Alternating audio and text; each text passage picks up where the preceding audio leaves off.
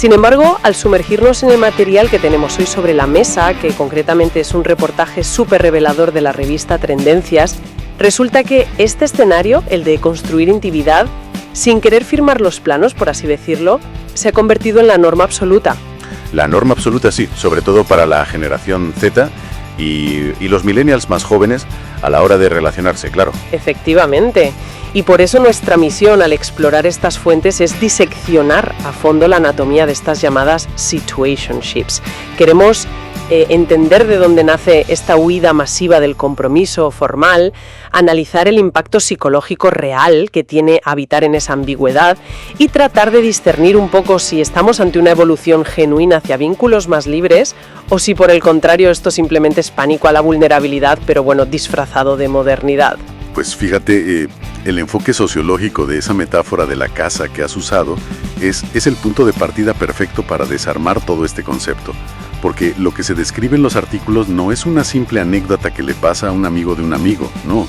Es la institucionalización de la ambigüedad. Ostras, eso suena fuerte, la institucionalización de la ambigüedad. Es que es tal cual. O sea, se construye toda la fachada de la intimidad humana, se invierte tiempo, energía, pero se rechaza categóricamente firmar las escrituras emocionales, por así decirlo. Y es por puro terror a las responsabilidades de mantenimiento que conlleva esa firma. Claro, el mantener la casa, ¿no? Exacto. Y para entender la magnitud de este fenómeno, hay que dejar de verlo como un simple error de comunicación entre dos personas. Hay que empezar a analizarlo como una respuesta sistémica de toda una generación ante un entorno digital que ha reconfigurado por completo lo que esperamos de una conexión humana. Profundicemos entonces en la anatomía de este fenómeno, porque, el lenguaje es fundamental aquí para no perdernos. El término situationship, que es esta fusión anglosajona entre situación y relación, define un vínculo temporal donde ambas partes son plenamente conscientes de que existe algo latente, o sea, saben que hay algo. Sí, no son ciegos a la realidad. Claro, pero existe una negativa rotunda, casi pactada tácitamente, a usar cualquier palabra que suene a estructura. Y para marcar la diferencia con las citas tradicionales, la fuente destaca un elemento crucial, que es la intencionalidad. La intención, claro. Ese es el gran divisor de aguas. Efectivamente, porque en la cita clásica de toda la vida hay planificación, hay un esfuerzo por proyectar un futuro por pequeño que sea, en plan, oye, el fin de semana que viene vamos al cine. En la situationship hay sexo y hay planes, sí, pero reina, digamos, la cultura de la última hora. El típico mensaje a las 11 de la noche de ¿qué haces? Pásate por mi casa, no. Tal cual. Y falta por completo la validación pública del vínculo. O sea, no hay gestos frente al mundo exterior como, darse la mano por la calle o hacer presentaciones formales a los amigos. Y aquí es donde la línea se vuelve muy, muy fina. Y mucha gente confunde esto con el clásico concepto de los amigos con derechos o amigobios. Es que la diferencia psicológica entre ambas dinámicas es abismal, de verdad, y es vital separarlas para entender bien las fuentes. En una amistad con derechos, la base estructural es, pues valga la redundancia, una amistad preexistente. Claro, ya sois amigos de antes. Eso es. El acuerdo ahí es, básicamente, añadir una capa de intimidad física a un vínculo que ya tiene sus propias reglas de cuidado platónico. Las expectativas suelen estar muy acotadas desde el principio. Pero por el contrario, en la situationship, la relación se construye desde cero imitando a una pareja romántica a todos los efectos. Imitando, me gusta esa palabra. Es como un simulacro. Exactamente, un simulacro. Hay rutinas exclusivas, hay apego, se comparten intimidades emocionales profundas, los problemas del día a día en el trabajo. Y claro, todo esto acaba generando una dependencia real. La única diferencia con un noviazgo tradicional es ese veto absoluto, esa prohibición de la palabra pareja. ¡Madre mía! Sí. Se habita en un limbo deliberado donde, y esto es clave, se exigen los beneficios del compromiso romántico, pero se eluden totalmente sus obligaciones. Es que, fíjate, las fuentes mencionan un ejemplo de la cultura pop que ilustra esta disonancia cognitiva a la perfección. Es el caso de los inicios de la relación entre los personajes de Barney y Robin en la serie Cómo conocí a vuestra madre. No sé si lo recuerdas. Ostras, sí, un clásico. Pues durante esa etapa en particular de la serie, ambos actuaban a todos los efectos como una pareja cerrada y súper exclusiva. O sea, exhibían todos los comportamientos, los celos, la intimidad emocional, de un compromiso serio. Pero si alguien del grupo de amigos sugería la palabra novios, entraban en pánico. Literalmente huían de la habitación, sí. Exacto, lo negaban con una vehemencia irracional. Y lo que resulta perturbador, de verdad, es observar cómo este comportamiento, que hace una década se guionizaba como una exageración cómica para la tele, pues hoy es una categoría demográfica validada por la industria tecnológica. Y tanto que está validada. Los datos que aporta el análisis son contundentes. Sí, es que en 2022 la aplicación Tinder reveló que más del 49% de sus jóvenes solteros añadieron activamente la situationship a sus perfiles como una intención de relación legítima. O sea, la mitad de los usuarios jóvenes. Es una barbaridad. Y la app Adopte ya mostraba encuestas años antes indicando que 1/3 de sus usuarios buscaba vínculos temporales, con un 15% buscando específicamente este formato ambiguo. Claro, es que cuando la aplicación de citas más grande del mundo convierte la falta de definición en un menú desplegable, estamos ante un cambio de paradigma brutal en la sociedad. La ambigüedad deja de ser un accidente en el que dos personas caen por torpeza emocional y se transforma directamente en un destino planificado. Un destino planificado. Es un concepto muy interesante. Sí, porque las aplicaciones han creado una arquitectura que premia la evasión. Al ofrecer un catálogo digital que parece inagotable, se genera como una ilusión óptica en el cerebro, ¿sabes? Cuéntame más sobre esa ilusión óptica. Pues es la idea de que el coste de oportunidad de comprometerte con una sola opción es demasiado alto. O sea, siempre parece haber un perfil mejor a un solo deslizamiento de distancia, un swipe más allá. Y eso paraliza la capacidad de elegir definitivamente. Totalmente. Esa ilusión óptica funciona exactamente igual que el modelo de negocio de, usar un software en versión de prueba gratuita eternamente. Ah, qué buena comparación, ¿sí? Es que lo ves clarísimo. Se tiene acceso a casi todas las herramientas del programa, se disfruta de la interfaz y de los beneficios del código, pero existe una resistencia feroz a pagar la licencia completa. Ya, claro. Quieres las funciones premium, pero sin pagar la suscripción mensual. Tal cual. Y el peligro de operar eternamente en una prueba gratuita no es solo pensar que mañana saldrá una actualización mejor en el mercado. Es que el sistema no permite guardar el proyecto. Claro. O sea, se pueden invertir meses de trabajo, emocional, de confidencias, madrugadas compartidas, pero al no tener la licencia del compromiso, la otra persona puede cerrar la aplicación de golpe, sin previo aviso ni obligación de dar explicaciones, y se pierde absolutamente todo el progreso. Todo se borra de un plumazo. Es demoledor, sí. Y en lugar de reconocer la crueldad de este sistema, la sociedad ha inventado una narrativa semántica para justificarlo, secuestrando un concepto milenario. Y me refiero, claro está, a la famosísima excusa de no, solo estamos fluyendo. El famoso fluir. Es que el uso de la palabra fluir en este contexto es un fenómeno lingüístico y psicológico fascinante de verdad. El reportaje incorpora aquí la perspectiva inestimable de la psicóloga Cristina Callao, que mucha gente conocerá en redes sociales como @corazones. Sí, tiene un contenido buenísimo. Pues ella desmonta toda esta fachada argumentando que bajo esa bandera del vamos a fluir, lo que realmente prolifera es un déficit severo de inteligencia emocional y una alarmante ausencia de responsabilidad afectiva. O sea, el término se ha despojado de cualquier connotación positiva original para convertirse en un simple escudo protector contra la vulnerabilidad y el esfuerzo que requiere una relación. Es que la manipulación del lenguaje llega a ser brillante desde un punto de vista puramente estratégico. O sea, históricamente, en filosofías como el budismo o en la práctica del mindfulness moderno, fluir es un estado superior de consciencia. Exacto, es algo súper profundo. Claro, significa soltar el control egoísta, aceptar la realidad con compasión, estar presente en el momento sin juzgar. Pero resulta que esta generación ha tomado ese concepto diseñado para alcanzar la paz mental y lo ha forjado en una armadura para el egoísmo absoluto.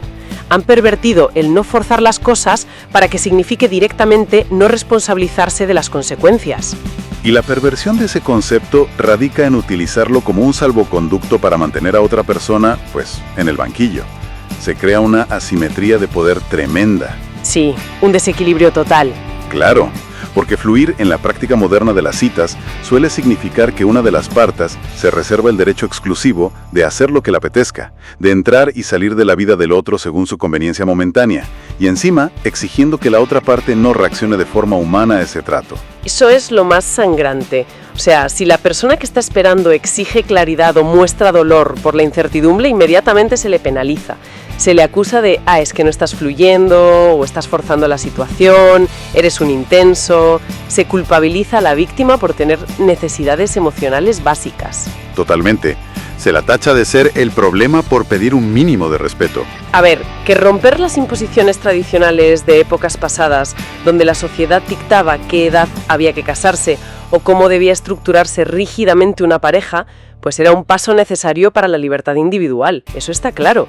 Sí, era una deconstrucción necesaria. Pero la libertad, cuando se ejerce sin un ápice de empatía o sin una ética de los cuidados, se convierte en negligencia pura y dura. Al dinamitar la estructura tradicional sin molestarse en construir acuerdos nuevos basados en el respeto mutuo, pues el resultado no es un paraíso de amor libre en absoluto. El resultado es la ley de la selva. La ley de la selva, sí. Donde el que menos siente o el que tiene la capacidad de bloquear sus sentimientos con más frialdad es quien ostenta todo el poder sobre el vínculo. Y el peaje que se paga por sobrevivir en esa selva emocional es altísimo. Fíjate que el riesgo principal que destacan los profesionales de la salud mental al analizar las situationships no es el corazón roto tradicional, el de una ruptura al uso. No, es un estado agudo y crónico de ansiedad. Ansiedad clínica casi. Exacto. La premisa de venta de estas relaciones es que, al quitar la etiqueta se elimina la presión, ¿no? Esa es la teoría. Eso te venden, claro. Pero la neurociencia nos dice algo muy distinto. El cerebro humano está diseñado biológicamente para buscar patrones, buscar claridad y seguridad en sus vínculos de apego. Cuando alguien habita constantemente en una zona gris, sin límites definidos, intentando descifrarse un silencio de 3 días de la otra persona significa desinterés real o simplemente que está fluyendo. Madre mía, qué tortura. Es una tortura. El sistema nervioso simpático entra en un estado de alerta perpetua. Está hipervigilante. Es que es una disonancia cognitiva destructiva. Se le exige al cerebro que procese 2 realidades completamente contradictorias al mismo tiempo. O sea, por un lado, el cuerpo y las emociones experimentan una intimidad profunda, hay rutinas compartidas, confidencias propias de una pareja estable. Claro, las mariposas en el estómago y todo eso, sí. Claro, pero por otro lado, la mente racional se tiene que repetir el mantra obligatorio de no somos nada, no puedo exigir, no me puedo quejar si mañana desaparece. Esa discrepancia obliga a la persona a caminar literalmente sobre cáscaras de huevo. Midiendo cada paso. Sí, midiendo cada palabra, cada mensaje de WhatsApp para no parecer demasiado intenso y romper esa frágil ilusión de despreocupación cool. Ese esfuerzo constante por reprimir lo que se siente de forma natural, pues agota las reservas psicológicas muchísimo más rápido que un rechazo directo y tajante. Sin duda. Porque, un rechazo directo es doloroso, por supuesto. A nadie le gusta. Pero tiene un final. O sea, permite empezar el proceso de duelo y pasar página. La ambigüedad, en cambio, exige una vigilancia constante que no da tregua, no te deja descansar nunca. Y dentro de este estado de vigilancia perpetua, el artículo que estamos analizando subraya ciertas banderas rojas. Las famosas red flags. Exacto, señales de alarma que indican que la situación ha cruzado ya la línea hacia la toxicidad más absoluta. Y un ejemplo paradigmático en estas dinámicas es el fenómeno conocido como pocketing. El pocketing, que literalmente, del inglés se traduce como meter a alguien en el bolsillo, es quizás una de las manifestaciones más crueles de esta falta de compromiso de la que hablamos. Es brutal, sí. Ocurre cuando una de las partes oculta sistemáticamente a la otra de cualquier espacio público o social. O sea, nunca hay presentaciones a amigos, jamás de los jamases se asiste juntos a eventos familiares, ni siquiera un cumpleaños. Y la relación queda relegada a un compartimento estanco, que generalmente es la clandestinidad de una habitación. Las típicas citas que son siempre Netflix en casa, pedir comida y de ahí nos salimos, ¿no? Efectivamente. Y claro, el daño psicológico de ser sometido a este pocketing es devastador, porque transmite un mensaje subliminal constante a quien lo sufre. El mensaje es que la persona es suficientemente buena para el consumo privado, para saciar la necesidad de intimidad física o compañía a puerta cerrada, pero no posee el valor suficiente para ser validada a la luz del día frente al mundo. Y eso destruye la autoestima. La destroza, sí. Y lo curioso es que quien ejecuta el pocketing suele justificarlo bajo la premisa de, es que quiero mantener la privacidad, o, de nuevo, no quiero complicar el fluir de la relación, mezclando mundos. Las excusas de siempre. Claro. pero en realidad es una estrategia calculada de control de daños. Sirve para mantener intacta la imagen de disponibilidad absoluta ante el resto del mercado de citas. O sea, si nadie me ve contigo, sigo soltero para el resto del mundo. Tremendo. Y fíjate, otra bandera roja que florece muchísimo en este ecosistema ambiguo es la degeneración hacia lo que los expertos denominan relaciones boomerang. Ah, las relaciones boomerang. Estas tienen tela. Mucha tela.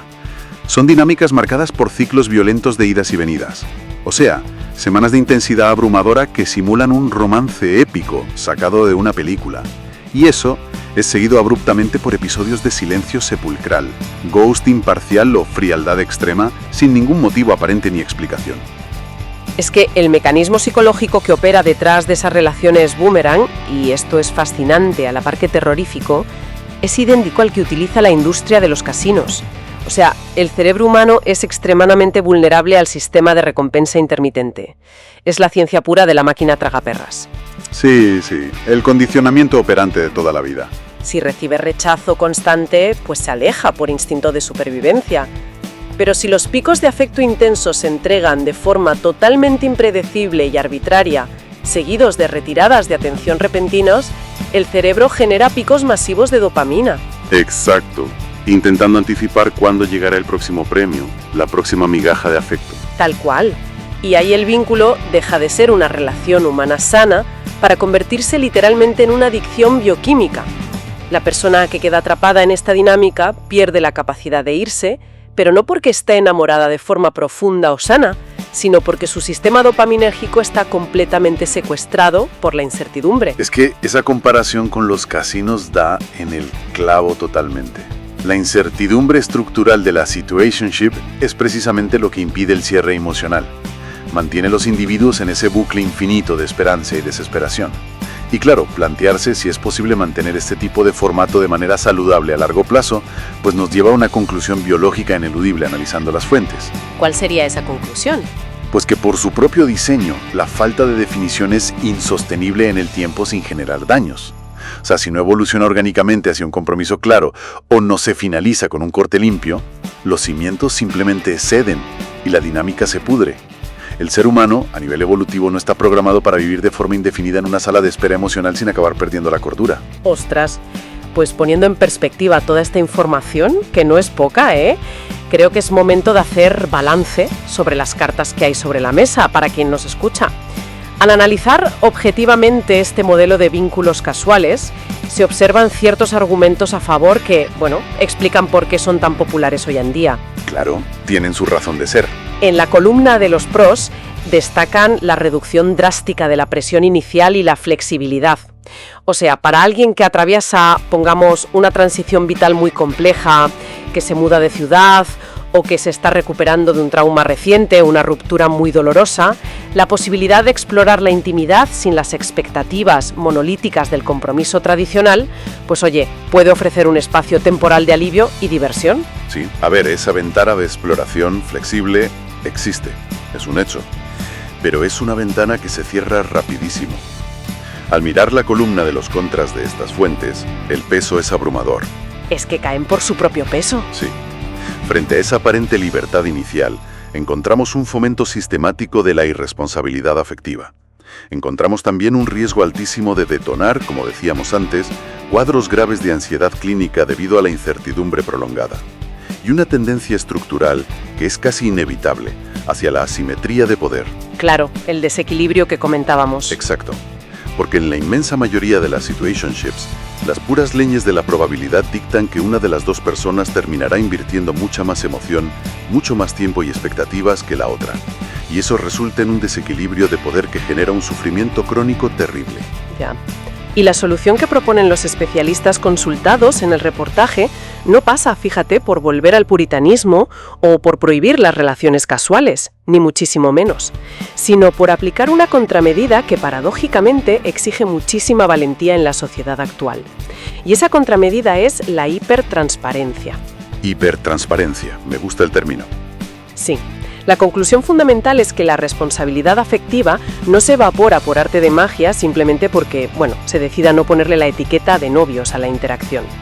Si un individuo decide de forma consciente y madura que este es el modelo que desea experimentar en este momento de su vida, el requisito indispensable para que eso no acabe en un desastre psicológico es establecer límites personales férreos y comunicarlos desde el primer minuto. Claro. Y eso requiere un nivel de madurez que contrasta profundamente con la filosofía evasiva de las aplicaciones de citas. O sea, significa sentarse como adultos a hablar explícitamente de qué se espera de esos encuentros. De marcar hasta dónde se está dispuesto a llegar en términos de involucración emocional o de integración social. Y sobre todo sostener un respeto sagrado por el tiempo y la vulnerabilidad del otro. Totalmente de acuerdo. Resulta muy irónico, la verdad, pero para que dos personas puedan realmente fluir sin ahogarse en el proceso, es absolutamente imprescindible construir antes los márgenes del río. Sin esos márgenes claros y bien comunicados, el río se desborda en la primera tormenta y la ansiedad acaba inundándolo todo. ¡Qué metáfora tan visual y tan cierta!